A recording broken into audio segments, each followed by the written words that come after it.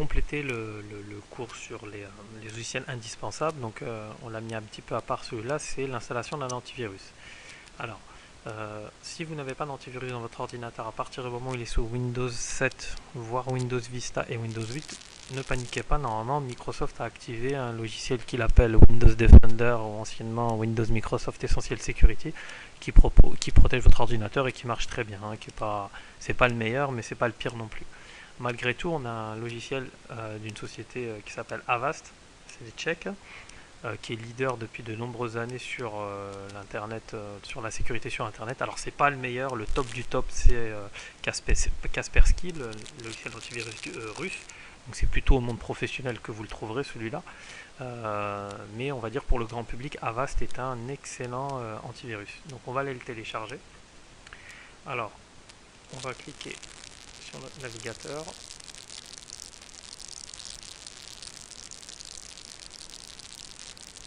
Et on va taper Avast. Et ensuite on va aller le télécharger.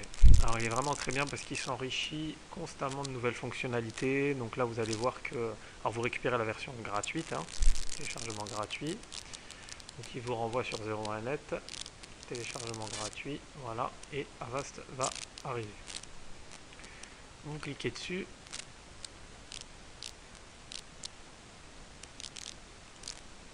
Vous l'exécutez.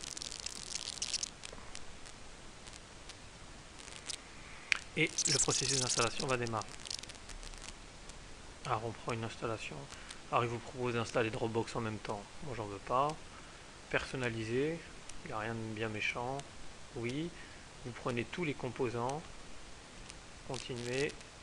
Continuez. Continuez. Et il va s'installer. Alors il faudra s'enregistrer pour pouvoir bénéficier d'une protection gratuite pendant 1 an et renouveler son inscription tous les ans. Parce que sinon vous allez basculer sur la version payante. Alors la version payante, pour un utilisateur standard, elle n'a pas d'avantage. Par contre, pour les gens qui sont férus de sécurité, peut-être que basculer sur la version payante, même si je le déconseille pour les gens qui ont un usage de base, qui ne sont pas non plus...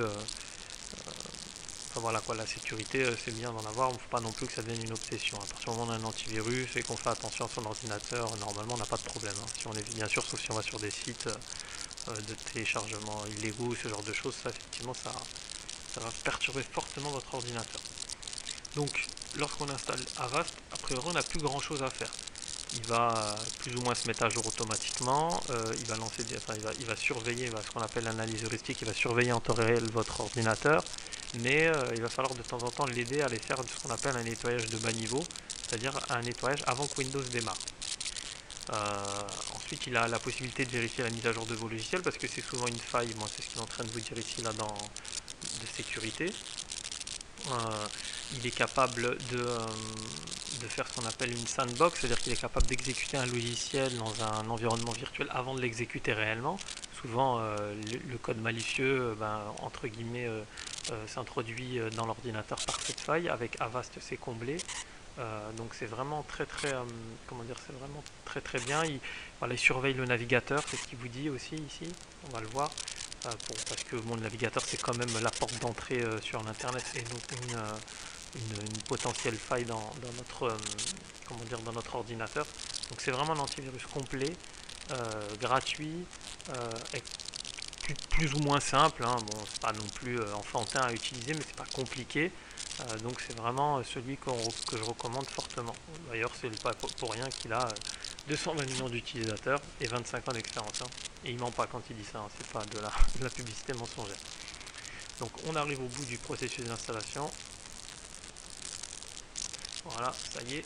Là, je vois le raccourci qui est ici. Ah oui, et puis en plus il a une version smartphone, hein. J'en parle pas, mais il aussi, voilà, terminé. Hop, donc Avast va se lancer. Alors si vous avez un antivirus, vous désinstallez votre antivirus avec Revo Installer avant d'installer Avast. Hein. Vous n'installez pas Avast sans avoir désinstallé votre antivirus avant. Bienvenue à Avast. Voilà, donc là il nous dit bienvenue à Avast. Donc vous avez un petit icône ici, hop, qui nous permet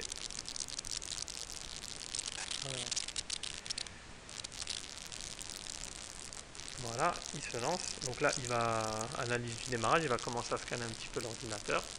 Donc la première chose qu'on va faire, c'est qu'on va s'enregistrer. Puisque comme je vous l'ai dit, si vous ne vous enregistrez pas, la protection va durer quelques mois, voire même un mois, je crois pas plus, et puis après vous serez embêté. Donc bien sûr, régulièrement, il va essayer de vous basculer sur la version payante. Vous restez sur la version standard. Alors des fois, il aime bien un petit peu jouer. Voilà, restez sur la protection basique. Voilà. Et bien alors, qu'est-ce qui s'est passé? Donc, on va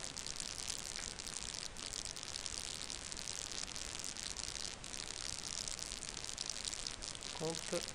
Ben là, normalement, il aurait dû nous ouvrir le menu pour le faire, donc c'est pas grave. Donc, ajouter cet appareil à votre compte Avast. Donc, ici, vous avez créé un compte. Normalement, je ne sais pas pourquoi, il aurait dû ouvrir la page créer un compte. Bon, il l'a pas fait, c'est pas grave. Donc voilà, vous avez compte, créer un compte.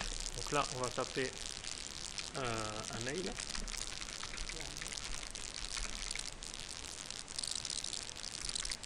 Vous rentrez un mail valide.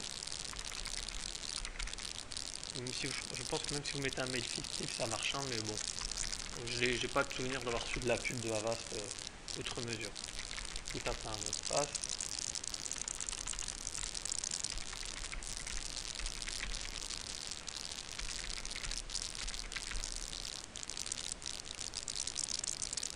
Voilà, votre inscription est terminée. Un mail d'activation.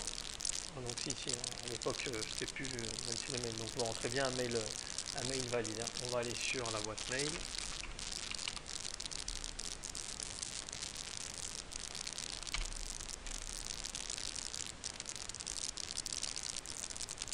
Voilà, on a reçu un mail.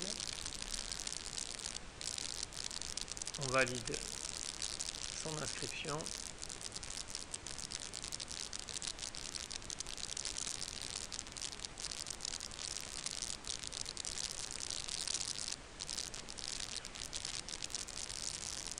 Hop, votre inscription est terminée, donc il a récupéré.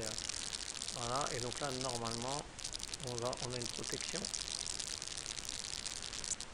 On a un logiciel qui est activé. Et cette procédure, votre ordinateur, connexion de votre ordinateur à votre compte Avast. Voilà. Nickel. Alors, une époque, il nous mettait le temps avant la fin de notre activation, mais en tout cas, voilà, on est sécurisé, quoi. Voilà. Vous aurez un rappel, alors normalement ici il mettait un timer, je pense que c'était 1 an, je crois, 365 jours, mais bon. En tout cas, si vous avez besoin de renouveler l'inscription, c'est ici que ça se passe. Donc une fois qu'Avast est lancé, voilà, c'est tout. Vous n'avez pas forcément beaucoup d'autres choses à faire. Alors, lorsque vous avez terminé le cours sur le contrôle technique, ce qu'il faut faire, c'est aller dans Scan, et vous avez Scan de virus, et dans Scan de virus, vous avez ce qu'on appelle un scan au démarrage. Donc, c'est-à-dire ce scan-là, il va se faire avant que Windows se lance, et c'est le plus efficace. Voilà. Donc les autres scans, franchement, je vous les déconseille, parce que dans tous les cas, si vous pensez avoir un virus, c'est celui-là qu'il faut utiliser. Vous mettez démarrer.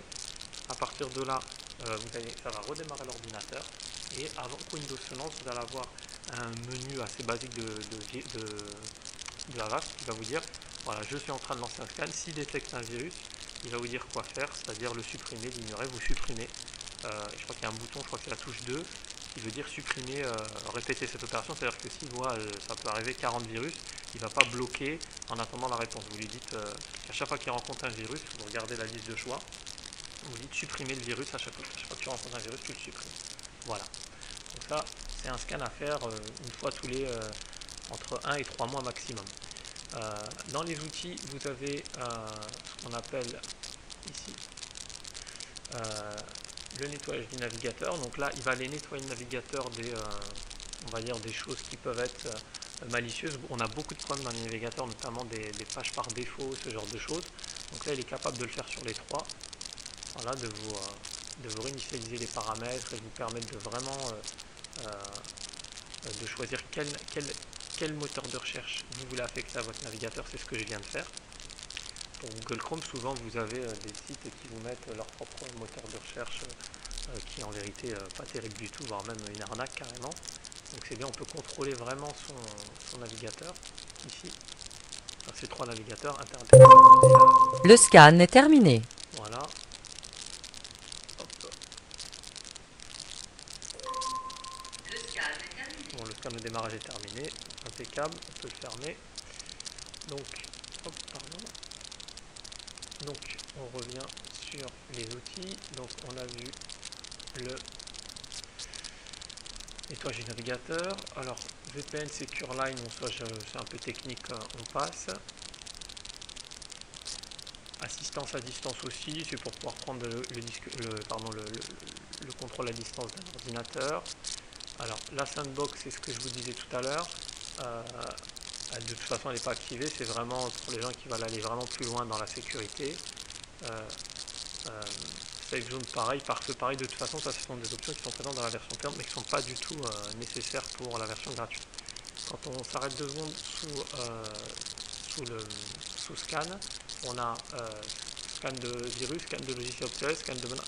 Vous mettez scan, ce qu'on a fait tout à l'heure, un scan de virus avec ça, ça devrait suffire.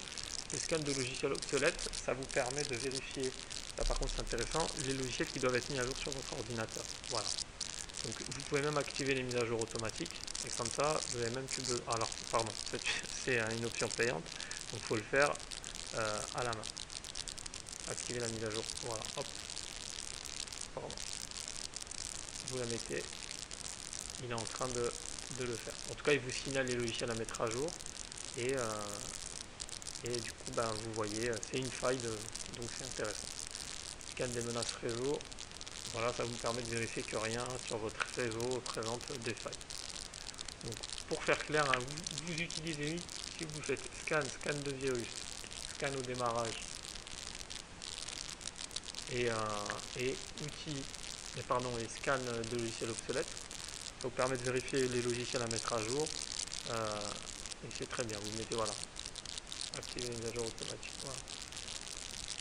Il le fait ou pas? C'est une version, voilà, c'est un peu bizarre, c'est-à-dire il le fait pas, il vous dit qu'il le fait pas, mais il le fait quand même, il met à jour quand même le logiciel, donc voilà, vous cliquez dessus, ça peut le mettre à jour sans que vous ayez besoin de le gérer. Donc voilà ce qu'on pouvait dire sur Avast, hein, c'est pas très compliqué, vous l'installez, vous le laissez prendre le contrôle de l'ordinateur, et de temps en temps vous faites un scan de virus, scan au démarrage.